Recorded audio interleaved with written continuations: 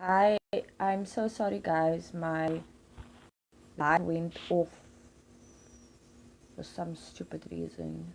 Like, I literally bought more than enough data. So I'm just gonna wait till everybody comes back.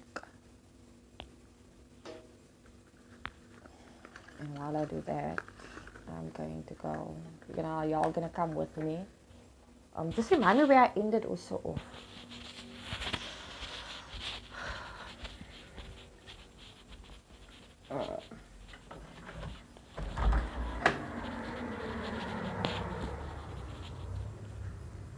Oh, I'm having a smoke outside.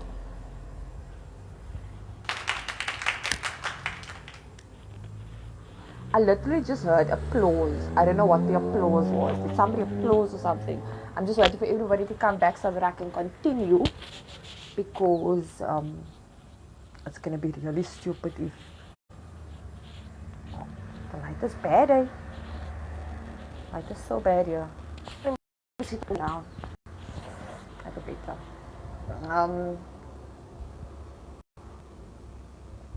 Okay, you guys are coming back quickly. What happened? What was? I have no idea what was at the close. I honestly, I'm shocked myself. Um, what happened? I'm trying to think now.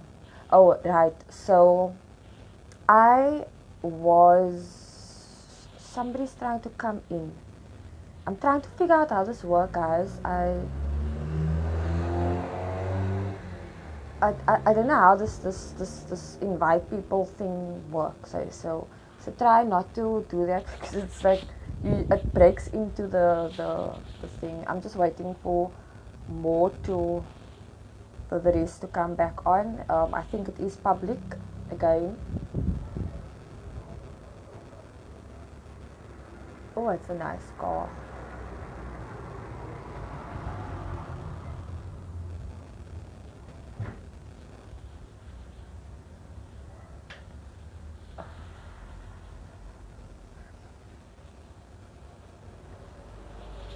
Y'all can talk to me so long while we're waiting for everybody to come back. Um, I'm getting cold. It's cold outside. Morning, beautiful. Who was trying to defame your name? I'll get to that. That is recently, so that I will take a while to get to that point. Um, oh, it was an Uber. Nice car outside. So I was seeing the psychiatrist every month, obviously, to go get my medication. So this was not outpatient, right? I'm seeing the psychiatrist. I was, before I get to that, I was referred to a program called the therapeutic, it's called Ward 15, Pathways. So Pathways is a therapeutic clinic. But it's also at Lentegeur. It's also at Lentegeur, therapeutic clinic at Lentegeur. So I was, um, what do you say? What's that word? I was, uh, I was put on the waiting list for that, but it was closed at the time. So said they were going to open in. Sorry, they said they were going to open in December, and then I'd call. So I was put on the urgent list, like right on top to get to the therapeutic clinic because with borderline, you it's not just about meds. It's about coping mechanisms and dealing with a lot of shit like that. So one day, let me tell you what my psychiatrist was like. So one day, I'm telling my psychiatrist that I felt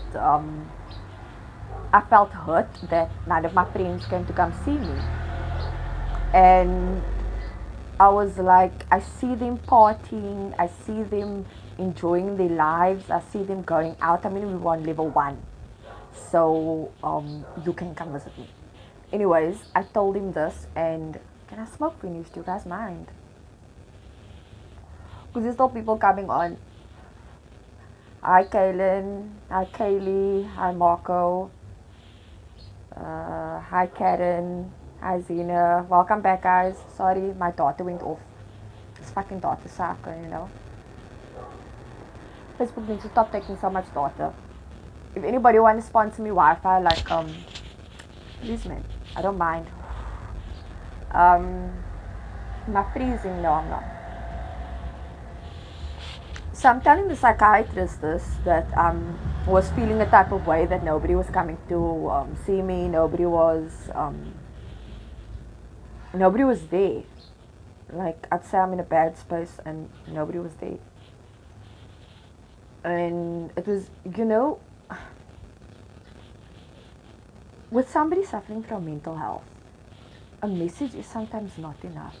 A message is not enough. I'm not gonna say sometimes, but a message is not enough. I know I get a lot of encouragement messages, and it does mean a lot to me.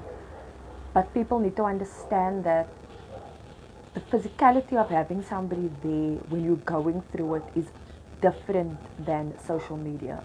No, I was not allowed smoking there, so I didn't smoke for 3 months. And then when I got home, the first thing I did was lit a cigarette. So I'm telling the psychiatrist this, and the psychiatrist told me I'm being selfish. Told me that I'm being unfair, I'm being selfish, and I'm being a spoiled brat because my friends have lives and it's lockdown. How can I expect them to come see me and whatever? And I'm like, firstly, I just told you that they are partying every weekend, that they are living their best life, and how does that make me selfish? How does feeling that my friends couldn't deal with my mental it felt like they couldn't deal with my mental health. That's what it felt like. They couldn't deal with the fact that I was going through a breakdown and I was too much, you know. Sorry, I'm gonna go back inside because it's cold outside.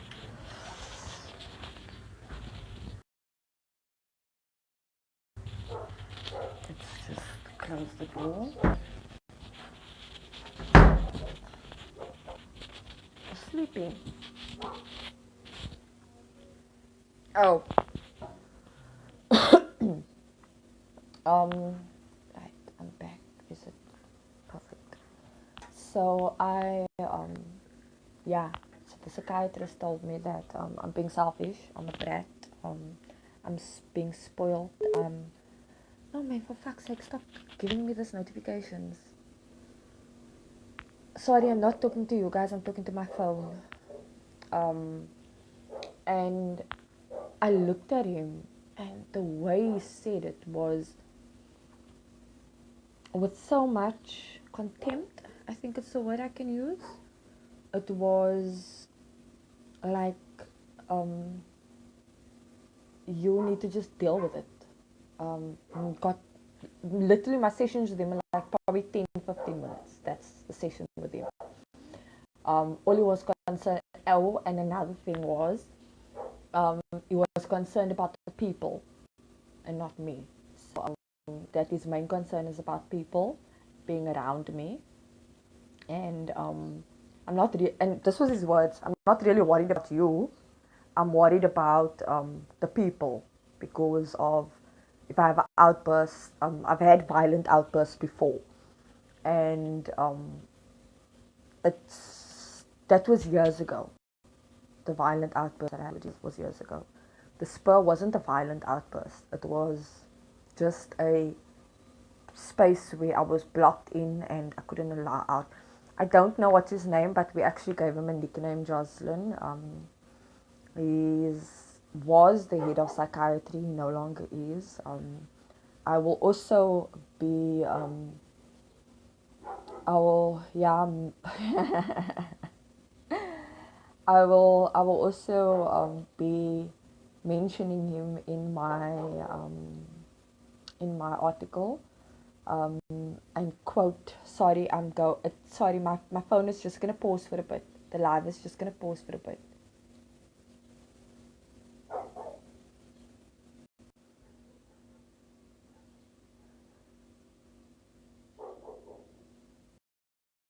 You're back. Got you back. Hi guys.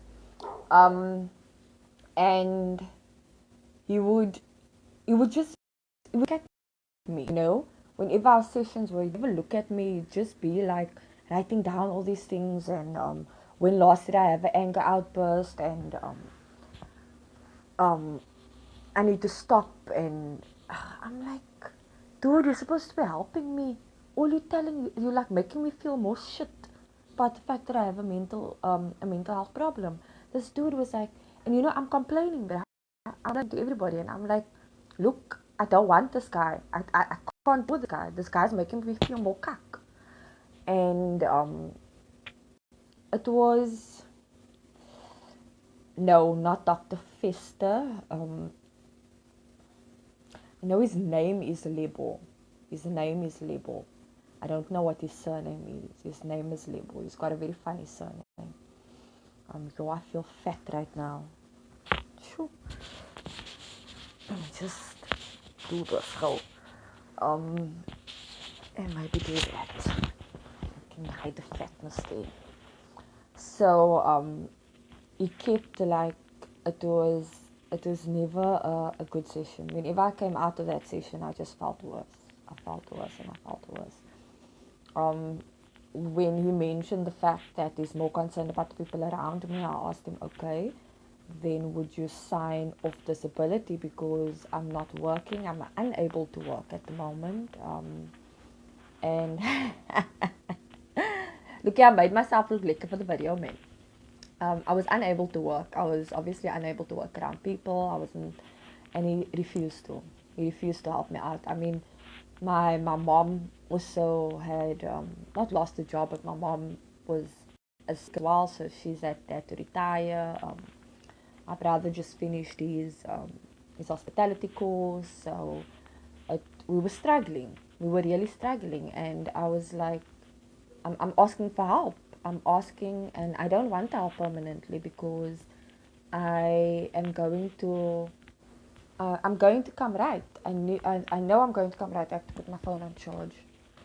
Van julle laat my so baie praat that I need to put my phone on charge.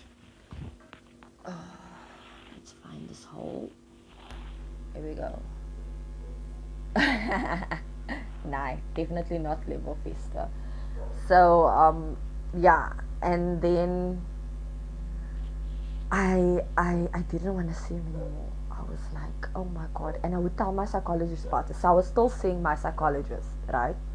And my psychologist at Victoria Hospital, an amazing psychologist. I have been through so much therapy, and let me tell you that this guy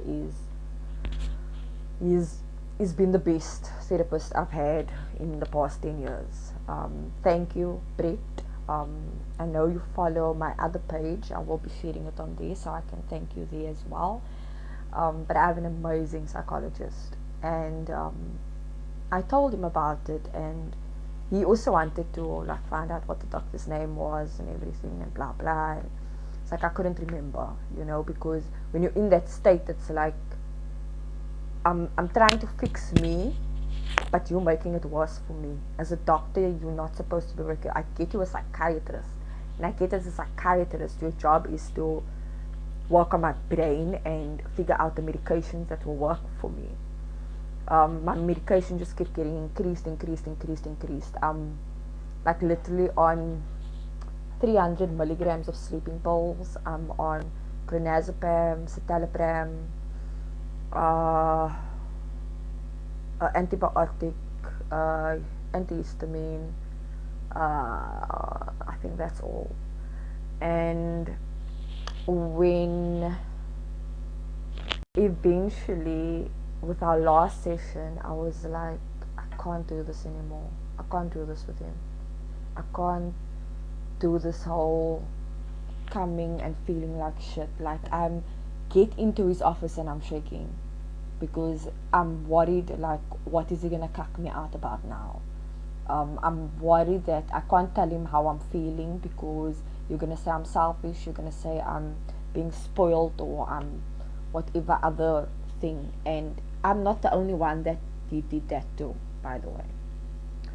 Then I got called back to the therapeutic program, which was when I mentioned about 6 weeks ago, I mentioned I'll be going off social media again, and I went on to the therapeutic program.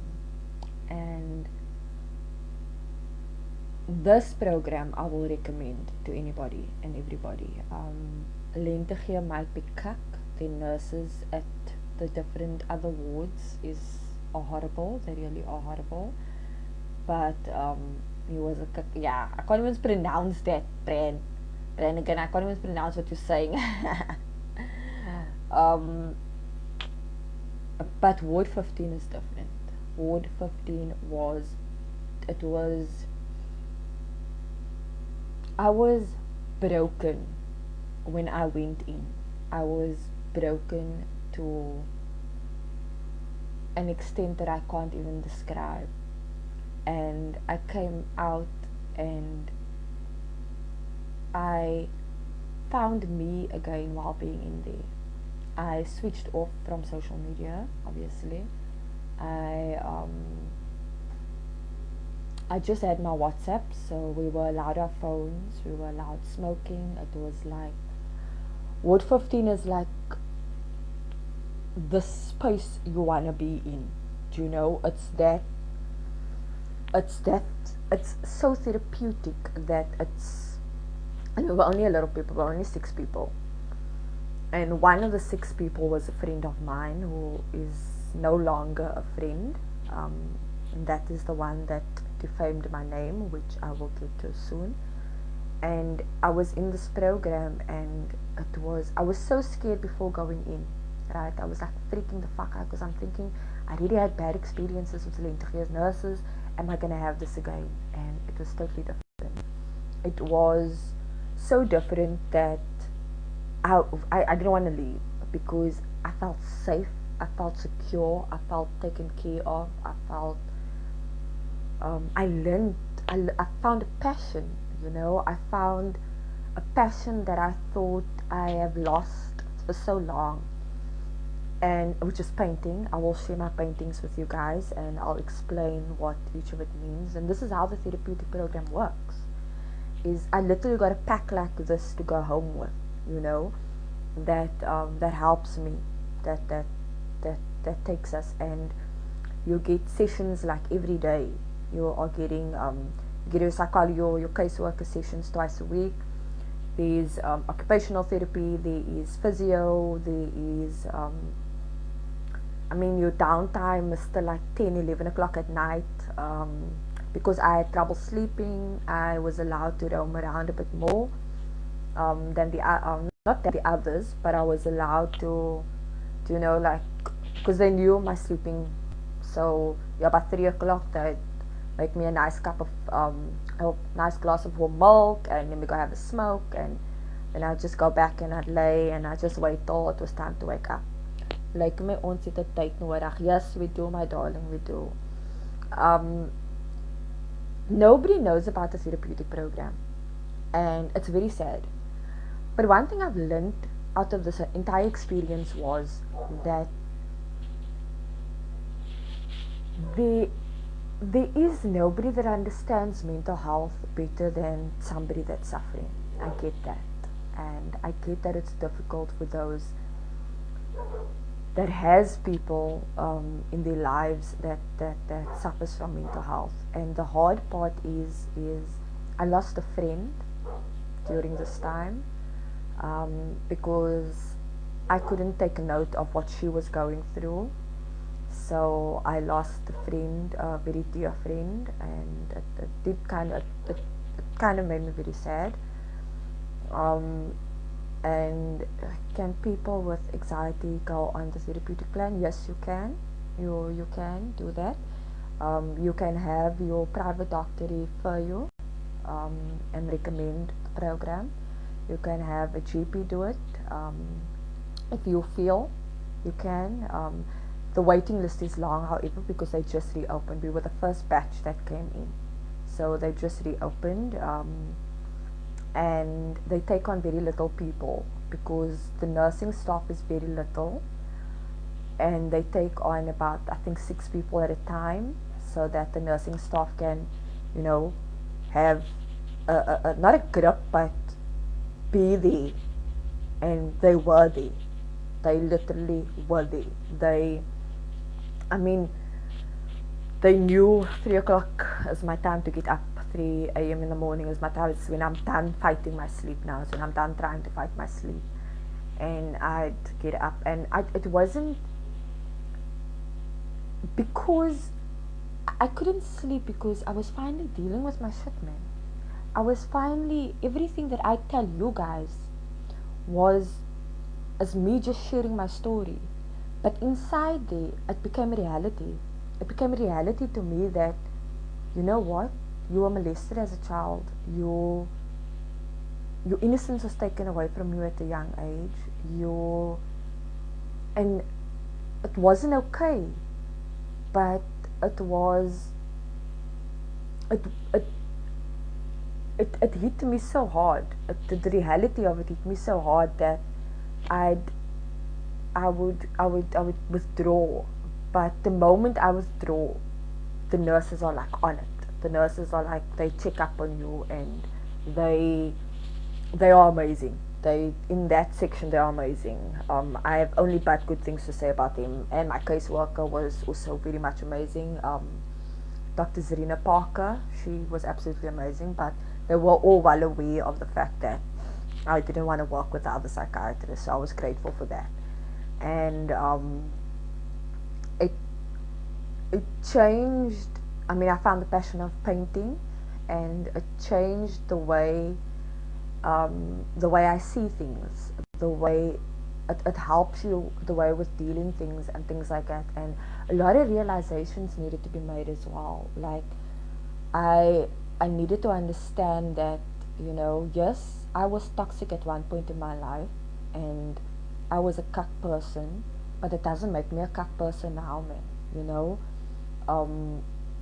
I have adapted. I have taken on the toxicity that I received all my life. I've taken that on, and because of that, I became toxic. And people don't think about that. They don't look back and like, you know what, you were abused, so you became abusive. It actually happens, you know, when you're in that state.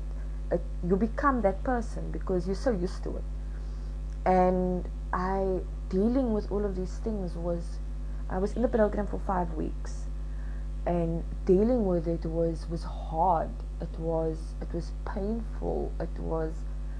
But I couldn't even cry. I still can't. I'm still dealing with it. I really am still dealing with it. I'm able to share this with you now because it took me this long it took me 30 years to come to terms with what happened to me, you know. And I've had to not just forgive myself, but I had to forgive the me before, the me that was hurt, the me that went through everything. I had to forgive that. I had to forgive the girl that the young me, which I don't know if any of you noticed, I did I've written letters to myself. So from the me that I am now, I wrote a letter to my past self, my younger self. I wrote a letter to my current self, which is my way of healing. And I've noted that it's such a stigma.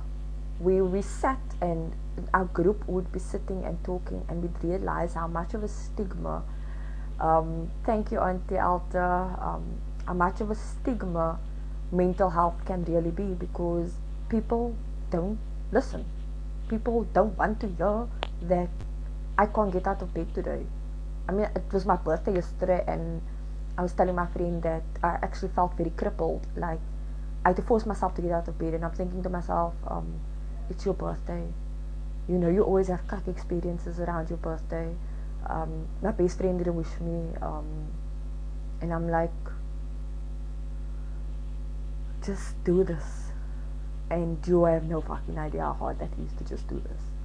You have no idea how hard it is to get up every day and fight a battle that, I think there is 216 types of emotions, 200 emotions. I feel that in one day. I feel all of it in one day. That is what it's like having borderline personality disorder. You feel everything, and you feel it on such a sensitive level that it's exemplified, it's multiplied. I feel pain differently. We feel pain differently, and people don't know that. People don't see that as that. And I'd be like, today's not a good day, and it's you get made feel like you can't keep having bad days. It coming out, and the expectation was that if you come out of there, you're so much better. Let me have a sip of my coffee and pretend it's wine. I actually still got wine left, eh? But oh, by the way, let me get to the defaming part also. So, it's people expect you to just be better when you come out of there. You don't get better. This is me coming out was where the journey begins. I seek the help. I went for the help. I got the help. But the help doesn't mean that it's gonna just make me better overnight or over the 5 weeks. It just doesn't work that way. I will live with this condition for the rest of my life. I will fight with this condition for the rest of my life. And it's okay. It's okay that I don't need to, I do need to be on medication, but if they decide I don't have to go on, then that's also okay. There's behavioral, with borderline, with BPD, you have behavioral therapy that you need to go through. So my psychologist sort of like adjusted to that, to your diagnosis. They will adjust that to your diagnosis. But one thing I realized while being inside was that there is no safe space for people with mental health, especially when they're coming from a toxic home. There is no safe space. And my goal, and the reason why I wanted to do this live, my goal is to create that space. A lot of them come from, you're coming from toxic and you're getting the help, and then you expected that you have to be better, and that expectation hurts. That expectation presses on you. It doesn't hurt, it presses on you that you are expected to be better when it just about begins. I'm not gonna have good days every day just because I went on a therapeutic program. It doesn't work like that. Just because I see my psychologist all the time, I'm gonna be better. It doesn't work that way. Mental health don't work that way, and people need to get that. People need to get that mental health is a continuous thing. I was thriving in the clinic. I was thriving with my physio. My bro, like, my holle look lekker, and my powder is like coming lekker, man. So I was living for it.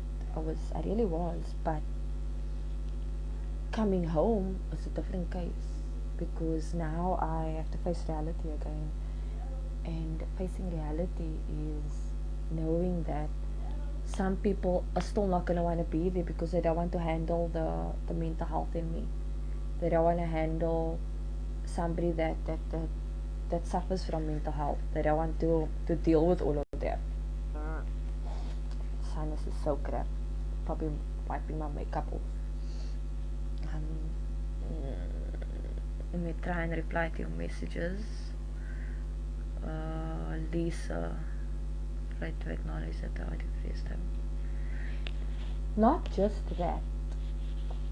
Some people are afraid to acknowledge that they have a problem because, besides the stigma,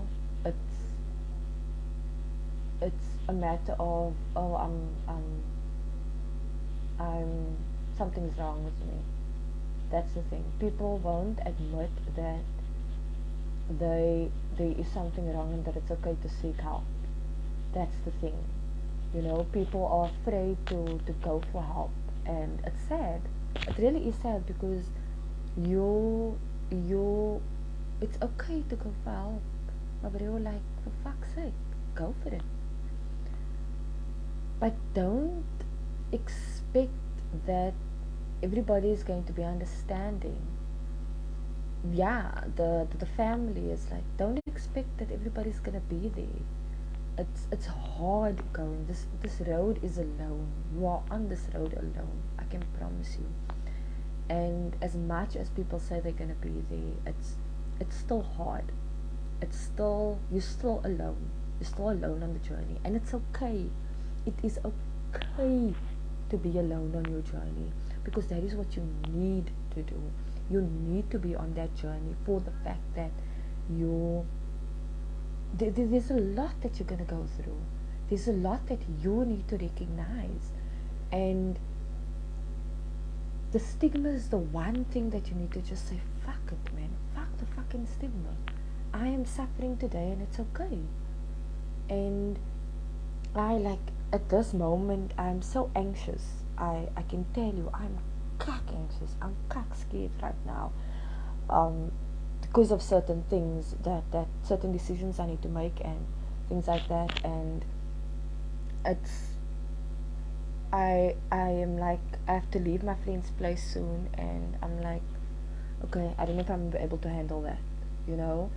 And I have to sit now, and I have to wait for, like, for my breathing. I have to do all that exercises, and it's a constant thing. It's constant.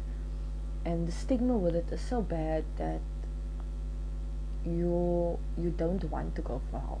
I get that. I get that the stigma becomes bad in the way that you can't do the help. Then, while I was in the program, the friend that, I won't mention names, but a lot of my Facebook friends is still friends with this person, and that's actually very sad. I see the posts are still on his post, and that's okay. I know my truth, I know my story. So he, all the years that we were friends, I was his person. I was the one that he'd been to and whatever.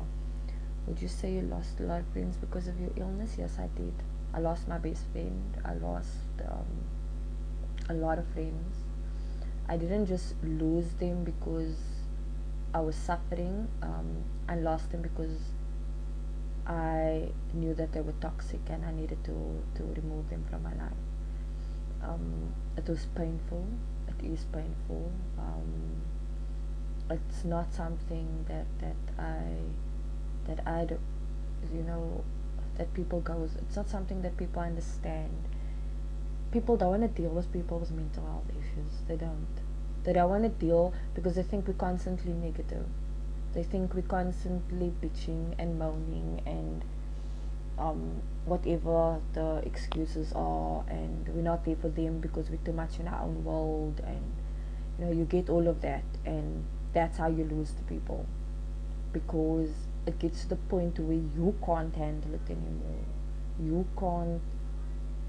It becomes too much for you. It becomes too much because I can't be there for myself. How can I be there for you? You need to understand that is that I'm trying to be there for you, but it's difficult because I'm struggling too. And this friend, when I always allowed him to vent, I always gave him platform to vent and to share his journey. He also has same mental health issues as what I have. But then, while we were on the program, he started dumping on me, and I was saying that to him, you can't dump on me now, because I'm in this program and I'm here to help myself. There are nurses, you have a caseworker, there's doctors 24/7, there's everybody that is meant for you to dump, and I can't be that person right now because I'm in the fucking program myself for the same fucking reason you are, is to get better. Then it became a case of I was having an affair with a married man that was also in the program. We're still trying to figure out how we were having the affair because you get watched 24/7. So still trying to figure that out. We used to make jokes about it. So that is the rumors going around that I was having an affair with a married man, that I used my foundation's money to buy alcohol and weed. Let me add that my foundation has been closed for over a year, so is the bank account of the foundation has been closed. I have records, I have proof of all of those things. I have witnesses for his verbal abuse towards me in the hospital, and he also physically abused somebody else, the parent person I had an affair with. Also had a physical altercation with him, and everybody, like with everybody, and that's the story he doesn't tell, which is okay. I'm here now to share my truth. Whether you believe me or not, I don't give a shit. But it got so bad to the point where he was like, I think this weekend was the first time I drank, since the beginning of lockdown. Honestly, to be honest, this is the first time I drank since the beginning of lockdown. The beginning of lockdown was the last time I drank. And if I did drink, it was invited by friends, or like a friend would gift me with a bottle of wine or whatever and stuff like that. Yes, I do smoke weed. It calms me. It's very, it helps me. I did not use my foundation's money for anything, because my foundation has no money. My foundation hasn't received money in 2 years. We don't get donations. The only donations we do get is pads, which is what I ask for. It's clothes, which is what I ask for. I never ask for monetary donations. I always ask for physical donations. Should there be a monetary donation, I would give the account to the person that would like to make the donation, and you can directly pay what needs to be paid. So I've got all this proof. I've literally got all of the proof, and people always speak negative about you. Yeah, I am. I do have big plans for the foundation for this year. I really do. I miss working with the kids. I miss working with all of those. So I do intend on continuing it. Again, I never ask for monetary donations, and whatever money comes in, it goes out, and there's proof of that too. I keep records of everything. I've got all packing details. I've got all the receipts, because I'm a stickler. I'm a stickler when it comes to admin. So this person started defaming me in that way, and started saying that I was abusing him, and I was abusing his child, and I was talking shit about him, which I wasn't. He also stated that I was sharing personal information. No, I was not sharing personal information, because it's not allowed. I wasn't even allowed my statement. So what happened was, when the altercation happened inside the hospital, the doctors came and they they take a statement, right? So I wasn't even allowed my statement from the doctors. Doctors aren't allowed to give you anything. The lawyers need to request it, or the police. So I wanted to do a case of harassment. I know that you will see this post and that you will attack me further, and that's okay. I'm okay with that. I'm okay with you attacking me. I understand it's a reflection of you and not of me. I was there for you, and I couldn't be there for you in that time because I needed to be there for myself, and you didn't understand that, which is fine. The other allegations as well was that I was saying he was obsessed with me, and I wasn't saying that. People on the program were saying that. So it wasn't me that was saying he was obsessed, it was the people on the program that was saying that. he started sending messages to people saying that he is going to tell everybody that I'm a bad person, and I use people for the money. He said yes, that people would send me donations, and he has proof of it. There is one thing that he did help me out with. He received, so we stay in a windy house, and our roof was leaking at the time. It was during winter, and we didn't have money because we lost our jobs and everything, and blah blah. And I asked him if he didn't know of anybody that can assist with the roof for us, because it's leaking in and my mom's sick. And he got the donation. The money was given to him, and he bought the stuff. From what I know, he got 100 rand, and the product was 80 rand. That's from what I know. I don't know if he got received more money. And he bought the sheeting, which we still have. We used the last of it over the past. Shit, my phone is not even fucking charging. My live is probably gonna go off soon because my phone isn't charging properly. So yeah. So it was all of those things that is how he assisted me. He did assist me with and let me also add that he gave me weed because he grows weed. So he gave me weed. He assisted me with regards to my home, which not offended me, but it hurt because it was a private matter. You know, I don't speak openly about my issues at home or our problems that we have and things like that. That is nobody's business. I confided in him and I told him, look, we need help, and can you please help us? And he did. He wanted to help, and he did help. And he'd also help me with money here and there, and I would do the same thing. When I had money, I'd also give him money because I understand he's also unemployed and all of that. So I understood the whole thing. Well, apparently, Dion, I was the emotional abuser and emotional manipulator. I was called an asshole. I was called a slut. I was called all while being on the program. And the worst part was, it was Easter weekend when all of this happened, when all of this transpired, and it was our last week on the program as well. So what I couldn't understand was I was getting better and you were getting worse, and you were taking it out on me.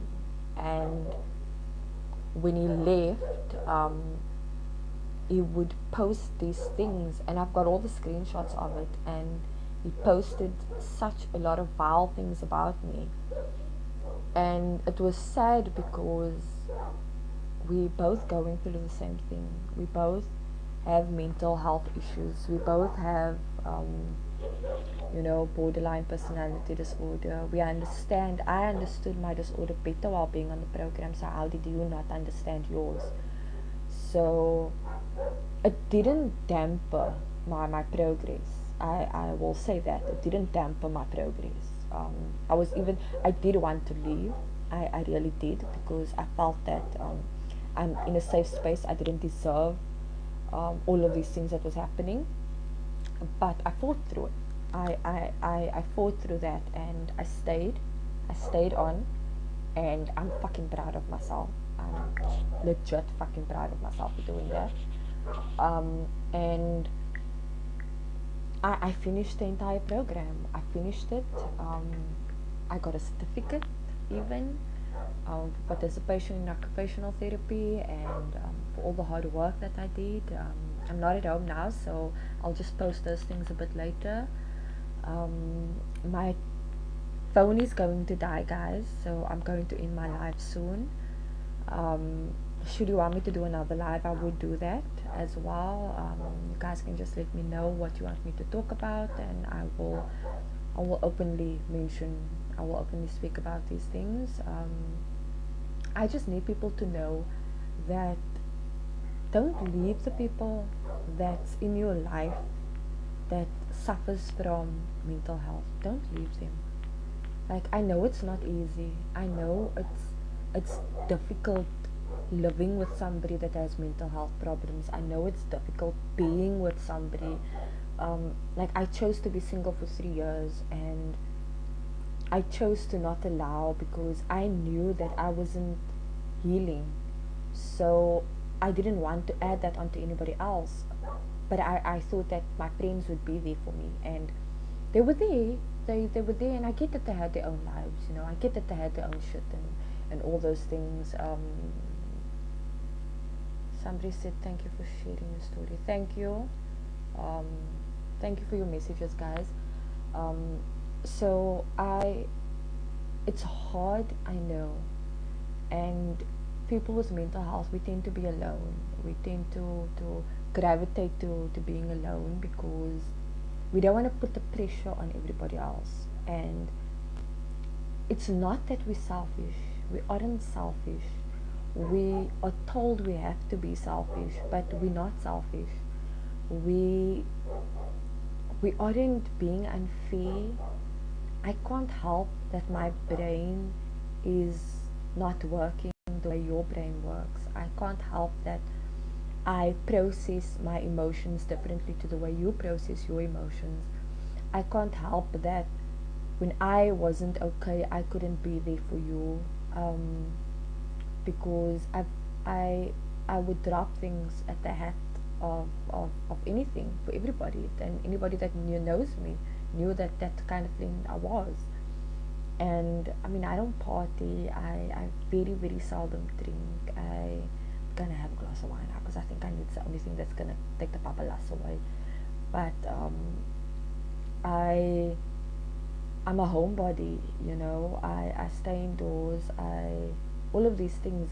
So it's still hard for one suffering. Besides the stigma that is attached to it, it's people don't want to deal with people with mental illness. That's truth. That's the truth of the matter. That's fact. You don't want to deal with anybody that has mental, because now it's like I'm about to have a breakdown, so now you must now sit through this, or I'm having a panic attack and we don't know what to do. And fine, I get that. I'm not asking you to deal with it. I'm just asking you to be there. That is all we ask. We don't ask you to deal with our shit. We ask you to be there, and com- and the communication of it all is, and the thing of it all is that the communication is so bad that people seem to think that we want the attention. I don't want attention. I never asked for attention. I hate attention. Anybody that knows me knows I hate being out in public. I don't like being around too much people, and what I do, it makes me, it puts me in that position, and it's okay. I'm okay with it. I work through it, but um, if I can give anybody advice before I say goodbye, is just listen to understand. Do not listen to respond. You are fucking mature. You are fucking adults. You can listen to understand. We are too quick to respond. Um, I know it's a saying, listen to understand, not listen to respond, and I live with that. I honestly, I live with it because at the end of the day, it's like sometimes I'm not going to want to talk, sometimes I'm not going to want to people, and sometimes it's just hard, and I may seem okay, but I'm not always okay, and it's okay to not be okay. It's okay to have a bad day. It's okay to not shower for a week because you feel that you can't do that. But you can take a small step, brush your teeth maybe, or maybe paint your nails, or maybe do a drawing, or maybe read a book. That helps. That little bit helps. It it's amazing how small steps makes a difference in your life. It is the tiniest step will make a difference to you getting better, to you improving your life and improving your mental health state that you are in. I remember there was a time where I couldn't even brush my teeth. I couldn't even, I never ate. I felt like I was starving myself because just the thought of eating was like, God, if I eat, I'm gonna have to live the next day, and I don't want that. So that's how bad it sometimes get, and it's it's hard. I know it's hard, and I know it's hard dealing with people that goes through that, but it's, don't leave them. If that's what I can say, don't just leave them.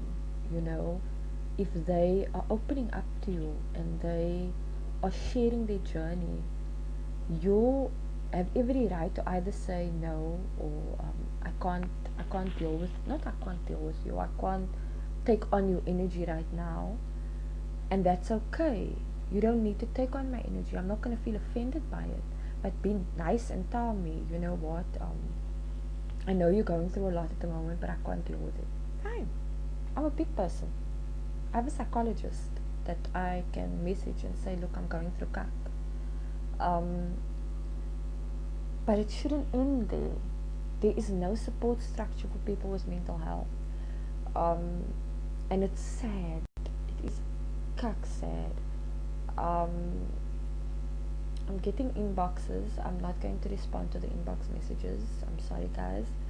I've got a lot to do after this. So I think I'm going to end this by saying that mental health shouldn't be a stigma. There shouldn't be a stigma around it. Mental health is not a crazy person's issue. It's fucking not a crazy person's thing. It's not a psychotic thing. People with mental health, they're not crazy. We're not, we don't have, different disorders requires different diagnoses, different, things like, I do have severe anxiety. I know that, and it happens where I stutter a lot. Probably did that a lot throughout the life, but I'm sorry. The stigma, if I see another person that post-depression is real, I swear I'm gonna smack the living shit out of you. Depression is not real. Depression it exists. It is there. It has always been there, and it is not going anywhere. It's gonna be there for the rest of your life, for the rest of your kids and following. And I'm not talking about in your family or in your friends or in your thing. I'm talking about generalizing. I'm generalizing the fact that it's not just depression. Stop with the depression is real, because it's not just depression. It is mental health. It is different. Like, if you have cancer, you go to the doctor. So my brain isn't working, I'm going to the doctor to fix my brain. Same thing. It's exactly the same thing. Cancer is fine, but mental health is not fine. Mental health is not just depression. Mental health is everything. Mental health is postpartum depression. Mental health is baby blues. Mental health is anxiety. It's panic attacks. It goes on and on and on and on and on. There's a lot. It's a whole world, and the world of mental health needs to be broken. The stigma around it needs to be broken. I get that, and I get that it's difficult. If you are suffering, if you are somebody that is suffering from mental health, please go seek help. I say this because I know how hard it is. My phone is going to die. I'm also losing data, so I'm going to say bye soon. But my business is back up and running. For those that has been supporting me, thank you very much. I forgot what I was saying now. Damn it. Yeah, you see, memory loss, big thing.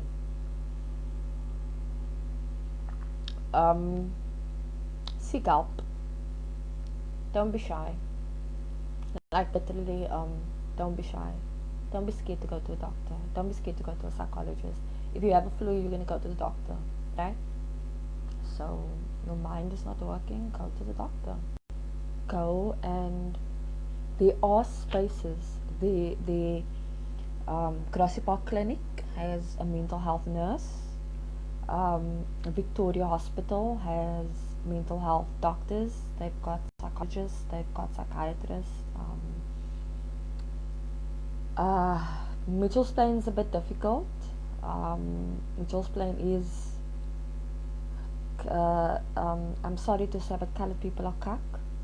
And we do stigmatize people a lot, and that is sad. But um, I I I went through Grassy Park Clinic, and the nurse is amazing. Um, Help has been amazing. I still see my psychologist, still get see my psychiatrist, I see a dietitian. The only thing I don't get is occupational therapy and physio, but that I can do on a daily basis because they give you a program for that. Like when you get home, they give you a package. Um, I can help for as far as I can, and I'm able to. I am there. My inbox is open. I know I haven't been open for the past 8 months because I have been dealing with me, and I needed to deal with me. I needed to take care of me first, which I did. But I am there. I'm there to listen. I'm there to guide you. I'm giving you avenues. You guys write it down. Go to the places. Tiger Burgers are so good. Tigerberg Hospital, they're also good. Ward 15 is amazing. Get yourself on the program if you need help. Not a lot of people knows about it, and I'm here to make people aware of the fact that Ward 15 at Lentegeur Hospital is an amazing program.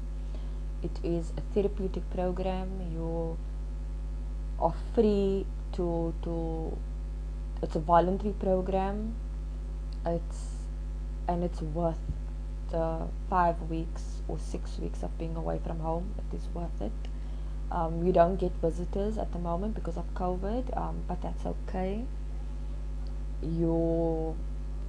I'm just trying to think of other places that you guys can go to. I know in OBS there is the mental health clinic as well that does 50 rand for psychology sessions or counseling sessions. You can also try Cape Mental Health. They are also available 24/7. And there's on my foundation's page there are numbers there's a suicide line, there's the rape crisis line, there's all of that is available on my foundation's page. I'll try and make it available on here as well. I will keep this post, I will keep this live for anybody to go through and everything.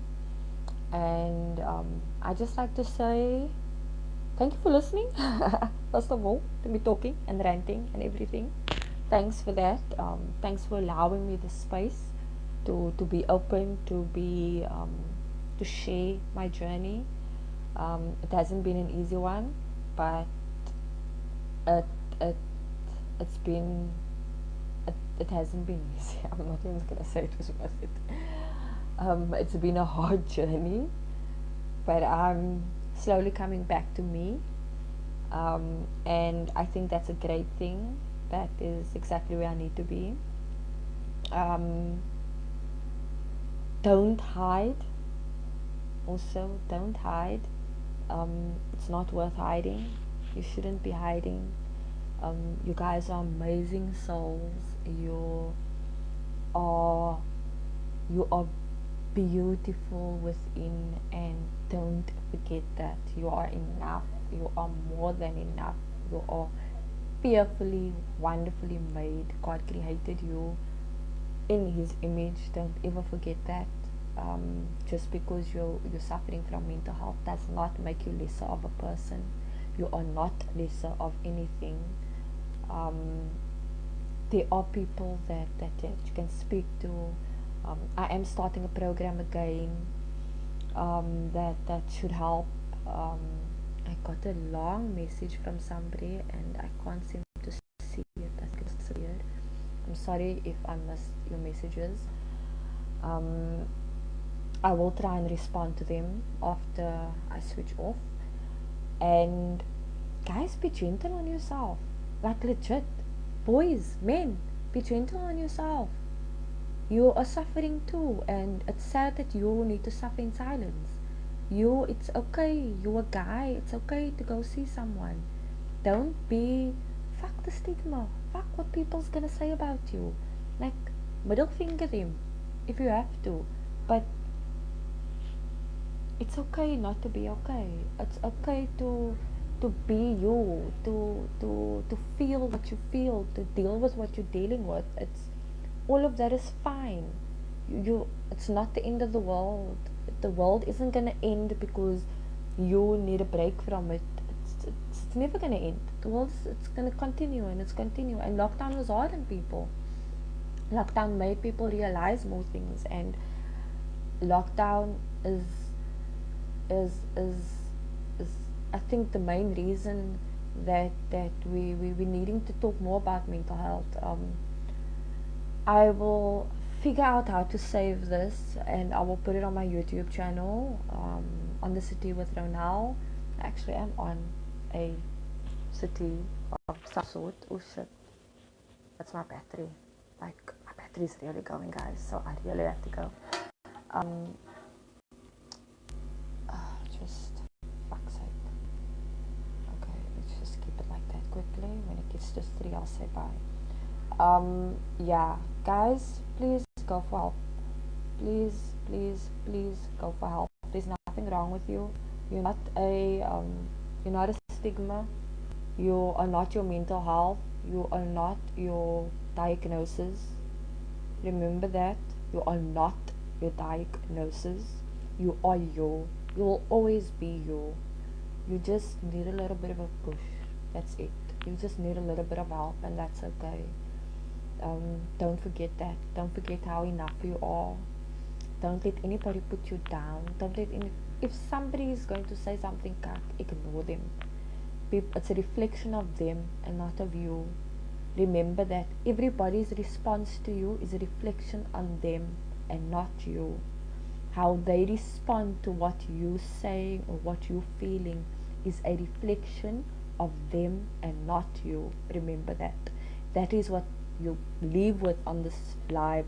Just remember that and always keep it in mind. Anybody's response to you is a reflection of you, of them, not of you. You are entitled to feel the way that you feel. Your feelings are valid. Remember that. Your feelings are fucking valid. Doesn't matter what the fuck you're feeling. If it's deal with your feelings. Feel your fucking emotions. I keep saying that. Feel it. Deal with it. Work through it. Figure out ways that help you work through it.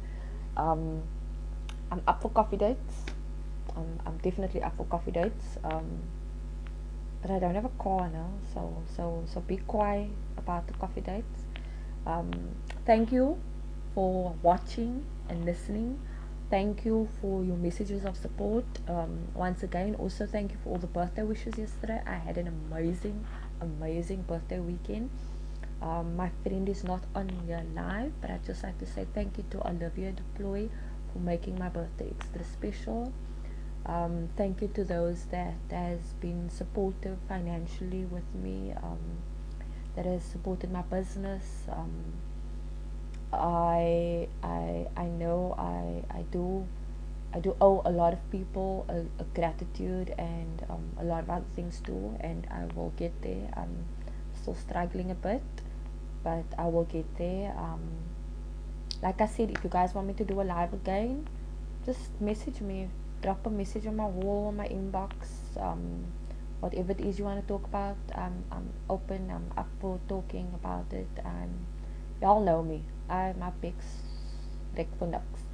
So next thing you'll see is most probably my article about Lentegier's Ward 16 and the nursing. Watch out for that. I will be trying to finish it by the end of this week. Other than that, enjoy, have a fucking awesome Monday, and just live your life. Live it to however it is you want to live it. Live it your way. Don't live it in anybody else's image. Don't let anybody contort the image of who you are and who you know you are. You are you, and you are fucking amazing. Let me remind you that over and over again. I will say, you are amazing, you are beautiful, you are wonderfully made. This is for the guys as much as it's for the girls. It's to both of you. Guys, you are handsome just the way you are. You are enough just the way you are. Remember that. I have to say goodbye now because my phone is gonna die and I've got a lot of things to do today. If anybody's in the south and want to take me home, drop me a message because I've got like a lot of shit I need to do. But anyways, thanks for tuning in. I'll chat to you guys soon. I need to charge my phone. My battery is dead. Bye.